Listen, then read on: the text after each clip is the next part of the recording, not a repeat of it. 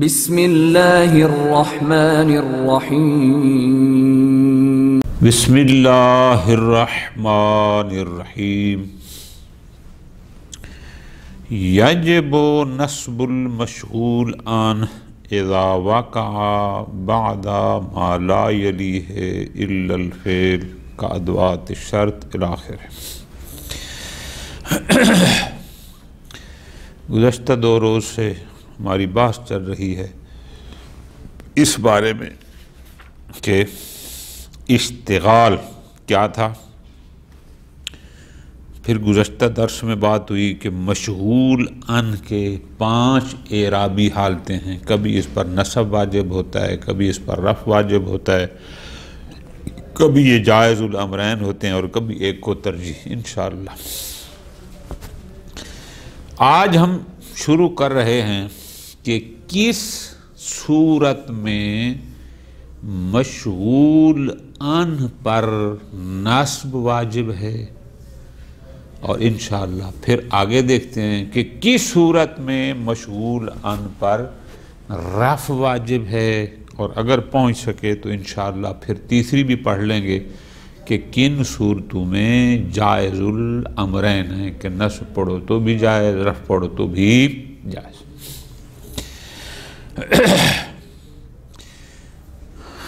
مشغول عن پر پوری توجہ میری جان، مشغول عن پر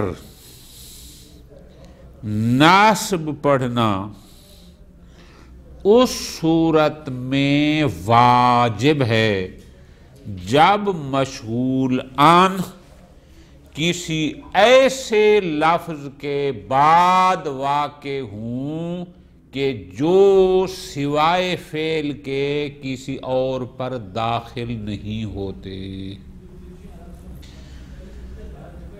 مشغول عن پر نصب پڑھنا واجب ہے، پوری توجہ کے ساتھ، جب مشغول عن کسی ایسے لفظ کے بعد واقع ہو کہ جس کے بعد فعل کا آنا واجب ہوتا ہے۔ ٹھیک ہو گیا؟ یا آپ اس کو یوں بیان کر سکتے ہیں کہ مشغول عن کسی ایسے لفظ کے بعد، وہ حرف ہو اسم جو بھی ہو، ایسے لفظ کے بعد آئے کہ جو لفظ فقط فعل پر داخل ہوتے ہیں، اسم پر داخل ہوتے ہی نہیں ہیں، تو وہاں واجب ہے مشغول عن پر نصب پڑھنا۔ کیوں؟ اس لیے کہ اس لفظ کے بعد ایک فعل کو مقدر کریں گے اور وہ فعل محذوف عامل بنے گا اس مشغول عن کا، جو اس کو نصب دے گا۔ ٹھیک ہو گیا؟ اب اس کو لکھ لیں تو پھر سمجھ آئے گی، آگے مثالیں بالکل آسان ہیں۔ یجب نصب المشغول عن، یعنی مشغول عن کو منصوب پڑھنا واجب ہے۔ کہاں؟ ایک ہی صورت ہے اس کی، اذا وقع، اگر وہ مشغول عن واقع ہو، بعد ما، ایسی چیز کے بعد، یعنی ایسے حرف یا ایسے اسم کے بعد، یعنی ایسے لفظ کے بعد کہ لا یلیہ الا الفعل، کہ اس لفظ کے بعد سوائے فعل کے اور کچھ آ ہی نہیں سکتا، یعنی وہ جو اس مشغول عن سے پہلے ہے وہ صرف فعل پر داخل ہوتے ہیں، غیر فعل ان کے بعد آ ہی نہیں سکتا، تو ایسے مقام پر مشغول عن کو منصوب پڑھنا واجب ہے، نصب دینا واجب ہے۔ مثلا کادوات شرط، حروف شرط ہمیشہ فعل پر داخل ہوتے ہیں، لہذا اگر مشغول عن حرف شرط کے بعد آ جائے تو یہ منصوب ہے اور اس پر نصب پڑھنا واجب۔ والعرض والتحذیر، یعنی ادوات عرض و تحذیر، عرض کا معنی ہوتا ہے خواہش کرنا، گزارش کرنا، نہ کہ نرمی کے ساتھ. تحذیر اس کا معنی بھی وہی خواہش ہوتا ہے لیکن یہ تھوڑا سا سختی کے ساتھ. عرض جیسے الا، آگے مثال انشاءاللہ پڑھتے ہیں. تحذیر جیسے حلہ، اور بھی ہیں ادوات تحذیر و عرض کو. والاستفہام یا مشغول عن واقع ہو حروف استفہام کے بعد ما سوى الحمزہ، البتہ حروف استفہام میں سے حمزہ کے علاوہ. کیوں؟ حمزہ یہ فعل پر بھی آتا ہے، حرف حمزہ، اور اسم پر بھی. وجہ لِأَنَّهَا أُمُّ الْبَابِ، چونکہ حمزہ استفہام میں اصل ہے، تو جو اصل ہے، جو مرکزیت رکھتا ہے، پھر اس کے اپنے کچھ خاص پروٹوکول ہوتے ہیں. تو یہ جو حمزہ استفہامیہ ہے یہ جملہ فعلیہ پر بھی داخل ہو سکتا ہے، اسمیہ پر بھی، لیکن باقی جو اسماء ہیں استفہام کے حروف وہ فقط فعل پر داخل ہوتے ہیں.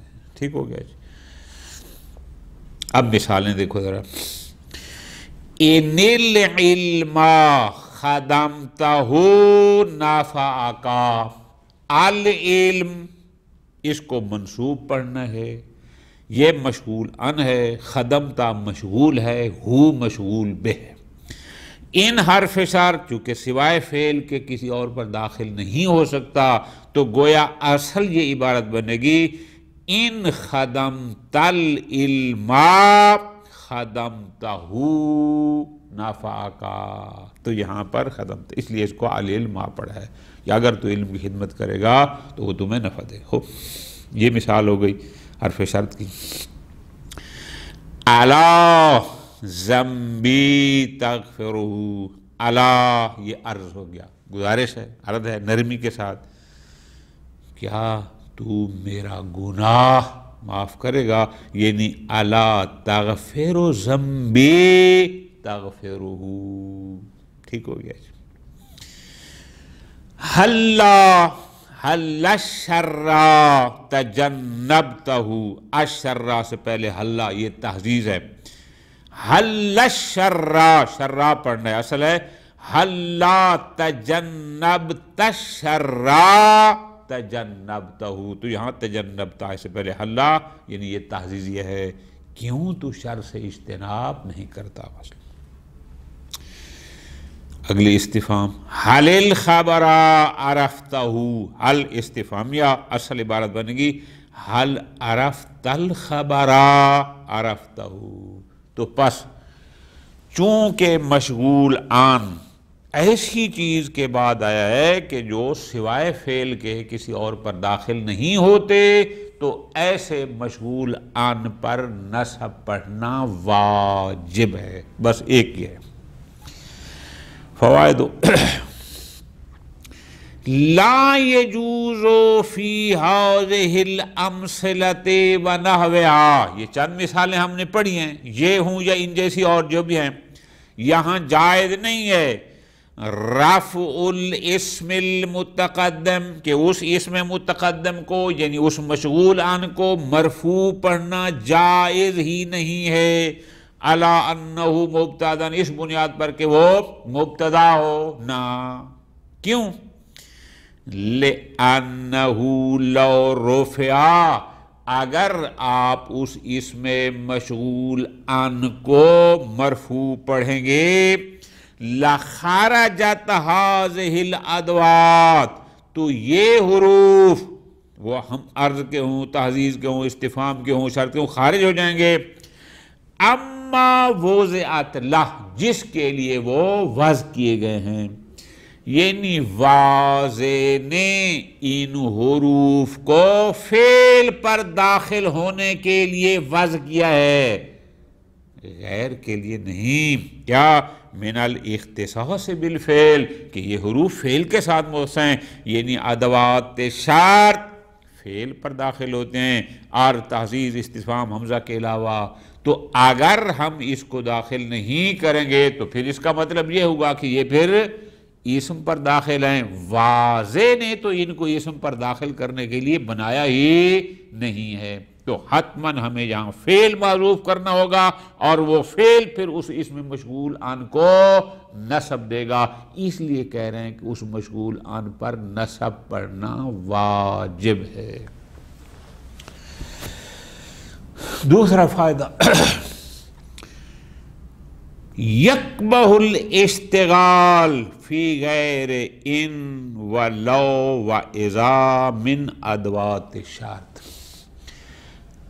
جہاں بھی ادوات شرط استعمال ہوئے ہیں ان میں اشتغال جائز ہے، لیکن ان لو اور اذا کے علاوہ، یعنی ان تین ادوات شرط کے علاوہ باقیوں میں اشتغال کبھی ہے، ناپسند ہے، یعنی اگر اشتغال ہے تو وہاں پر ان لو یا اذا کا استعمال کیا جائے گا، باقی حروف شرط کا استعمال جہاں ہوتا ہے وہاں پر استعمال کرنا اشتغال کبھی ہے، یعنی ناپسندیدہ ہے۔ کما انہ یکبہ فی التخصیص، اسی طرح فرماتے ہیں تحزیز میں اشتغال کبھی ہے، ناپسند ہے۔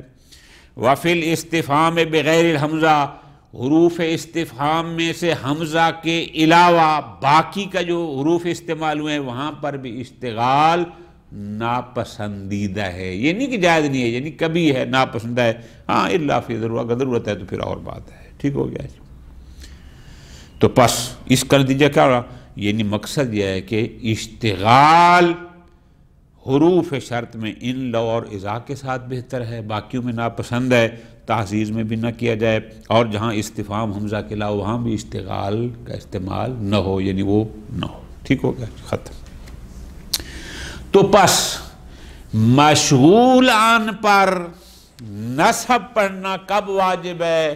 ایک ہی صورت ہے جو ہم نے گزارش کی کہ اگر مشغول عن کسی ایسی چیز کے پاس بعد آ جائے کہ جو سوائے فعل کے کسی اور پر داخل نہیں ہوتے، ختم۔ یجب رفع المشغول عن، اب مشغول عن پر رفع پڑھنا کب واجب ہے، کہاں واجب ہے؟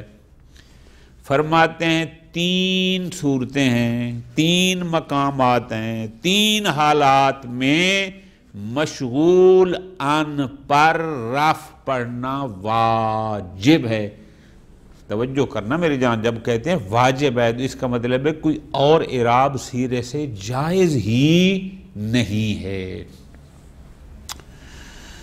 اذا لم يكن العامل فعلا متصرفا ولا ما يشبهه، پہلا مقام جہاں مشغول عن پر رفع پڑھنا واجب ہے کہ جب عامل فعل متصرف نہ ہو اور مشابہ فعل متصرف بھی نہ ہو۔ یہاں پر آپ کو ایک سوال کرنا چاہیے، جناب یہ باب اشتغال میں تو آپ نے کہا تھا کہ عامل متصرف ہونا چاہیے، عامل ایسا ہو کہ جو اس مشغول عن پر مسلط ہو سکے، اس میں یہ صلاحیت ہو کہ وہ اس کو اعراب دے سکے، لیکن اگر وہ ہوگا ہی غیر متصرف، جامد ہوگا، وہ تو مسلط ہو ہی نہیں سکتا، یا مشابہ متصرف نہ ہوگا، وہ تو اس پر مسلط ہو ہی نہیں سکتا۔ تو پھر یہ باب اشتغال میں یہ کہاں سے آ گئی بات؟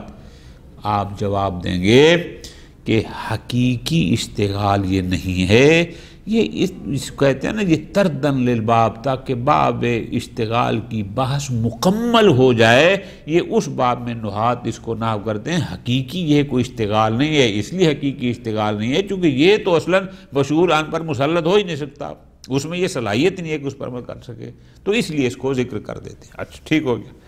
اب مشغول عن پر رفع پڑھنا واجب ہے تین حالتوں میں۔ نمبر ایک، اذا لم يكن العامل فعلا متصرفا، اگر عامل وہ جو مشغول عن کے بعد آیا ہے اگر وہ عامل فعل متصرف نہ ہو ولا ما یشبہہ اور وہ فعل مصرف کے مشابہ بھی نہ ہو جامد ہو مثلا تو ایسے مقام پر مشغول عن پر رافع پڑھنا واجب ہے. مثال امرن کأنہ اسدن کأنہ حروف مشبہ بالفعل سے ہے اور یہ متصرف نہیں ہے لہذا امرن پڑھنا واجب ہے. ٹھیک ہو گیا. ایک زید علیکا علیکا اس میں فعل ہے جامد ہے لہذا زیدن پڑھنا واجب ہے. زید ما احسنہ ما احسنہ فعل تعجب ہے جامد ہے لہذا زیدن پڑھنا واجب ہے. زیدن انا ضاربہ ام سے ضارب اگرچہ شبہ فعل ہے لیکن یہاں پر زید پڑھنا واجب ہے. کیوں؟ چونکہ آگے آ رہا ہے ضاربہ ام سے تو ضارب کے لیے ضروری تھا وہ اسم فاعل کے لیے کہ وہ حال یا استقبال کا معنی میں استعمال ہو. یہاں وہ ام سے ماضی میں استعمال ہو رہا ہے لہذا اب یہ اس طرح کا وہ شبہ فعل نہیں رہا لہذا زیدن پڑھنا واجب ہے. یہ ہو گیا پہلی حالت پہلا مقام جہاں مشغول عن پر رفع پڑھنا واجب ہے. نمبر 2 اذا وقع بعد اذا الفجائیہ وواو الحال یا آپ یوں کہہ دیں اس کو یوں لکھ لیں کہ اگر مشغول عن کسی ایسے لفظ یا حرف کے بعد واقع ہو کہ جو فقط اسم پر داخل ہوتا ہو فعل پر داخل ہوتا ہی نہ ہو جیسے اذا فجائیہ واو حالیہ یہ ہمیشہ اسم پر داخل ہوتے ہیں فعل پر داخل ہی نہیں ہوتے. اور ابتدا میں کہا نا کچھ ہیں کہ جو فقط فعل پر داخل ہوتے ہیں یہ اس کا برعکس ہوگا کہ جو فقط اسم پر داخل ہوتے ہیں. دوسرا مورد جہاں مشغول عن پر رفع پڑھنا واجب ہے وہ ہے اذا وقع جب مشغول عن واقع ہو اذا فجائیہ یا واو حالیہ کے بعد وہاں پر بھی اس پر رفع پڑھنا واجب ہے. نحو دخلت البیت فاذا الولد یوبخہ ابوہ. اب الولد پڑھنا ہے کیوں؟ چونکہ یہ اذا فجائیہ کے بعد آیا ہے اور اذا فقط اسم پر داخل ہوتا ہے تو اس وجہ سے ہم اس کو ولدو پڑھیں گے الولدا نہیں پڑھ سکتے. میں گھر میں داخل ہوا تو آگے اس کا باب اس کو توبیخ کر رہا تھا. خوب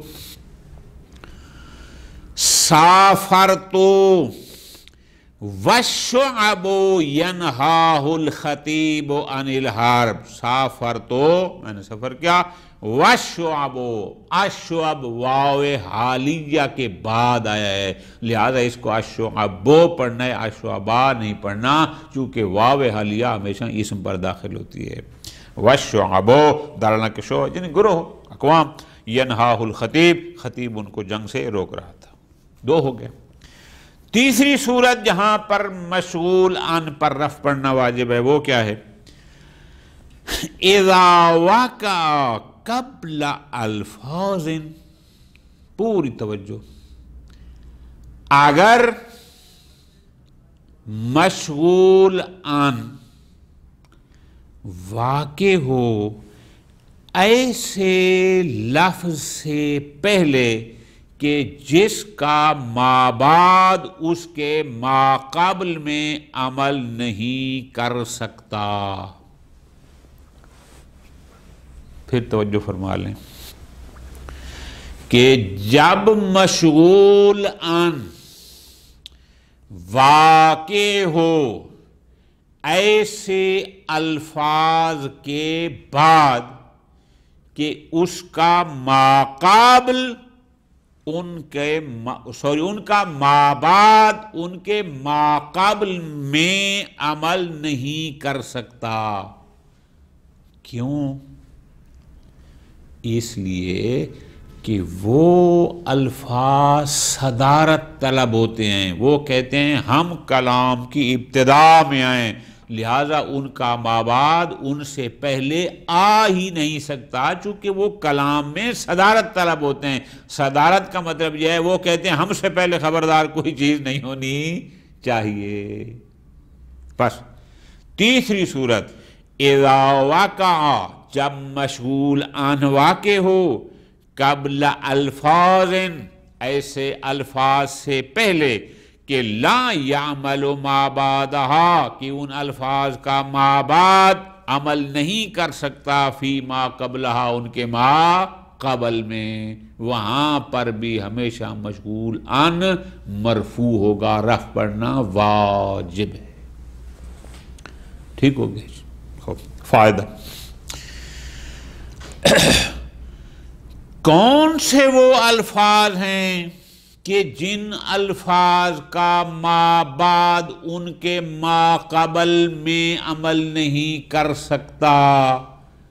جواب، وہ تمام الفاظ جو صدارت طلب ہوتے ہیں، جو کہتے ہیں کہ جناب گفتگو کا آغاز ہم سے کیا جائے، ہم سے پہلے کچھ بھی نہیں ہونا چاہیے، تو یقیناً ان کا ما بعد ان سے پہلے آ ہی نہیں سکتا، وہ عمل کر ہی نہیں سکتا. وہ کون سے ہیں؟ وہ فہرست بھی پڑھ لیتے ہیں.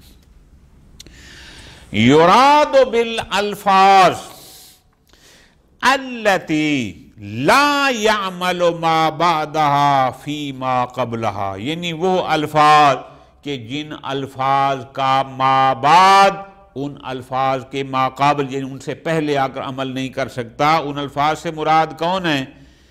الادوات التی، یہ یرادو کا نائب فاعل یہ ہے، اس سے مراد وہ حروف ہیں التی لہا صدارہ، جو صدارت طلب ہیں، جو کہتے ہیں جناب ابتدا ہم سے ہونی چاہیے، ہم سے پہلے کچھ بھی نہیں ہونا چاہیے.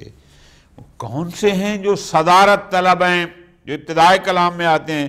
یہ فہرست ہے. نمبر 1 کا ادوات شرط، جیسے حروف شرط ہیں، حروف شرط صدارت طلب ہیں.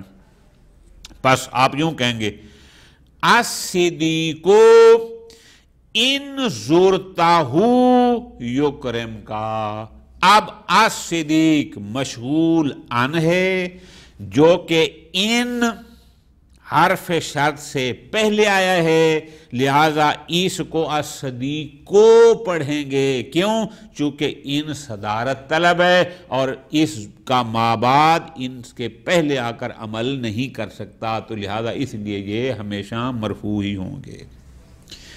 دوسرا والاستفہام، یعنی ادوات استفہام، وہ بھی صدارت طلب ہیں. اگر مشغول عن ادوات استفہام کے بعد واقع ادوات استفہام سے پہلے واقع ہو تو ہمیشہ مرفوع ہوگا. نہ وہ العلم حل اتقنتہ، کیا تو نے اپنے علم کو مضبوط کر لیا ہے؟ اتقنتہ. اب العلم واقع ہوا ہے حل سے پہلے، حل حرف شرط ہے، یہ ہے صدارت طلب، اس کا ما بعد اس کے ما قبل میں عمل نہیں کر سکتا. ٹھیک ہو گیا جی. والتحزیز، حروف تحزیز، جیسے ابو کا حلا احترمتہ. اب ابو کا، یہ ہمیشہ ابو کا مرفوع رہے گا چونکہ یہ حلہ تحزیزیہ سے پہلے آیا ہے. حلہ صدارت طلب ہے اور اس کا ما بعد احترمتہ، اس کے ما قبل میں عمل نہیں کر سکتا. واللام الابتداء، لام ابتدا، تو اس کے نام سے ہی واضح ہے ابتدا، یعنی ابتدا. جیسے الاستاذ لأنا مکرمہ، انا پر لام ابتدا داخل ہے. الاستاذ چونکہ لأنا لام سے پہلے ہے، یہ لام ابتدائیہ ہے۔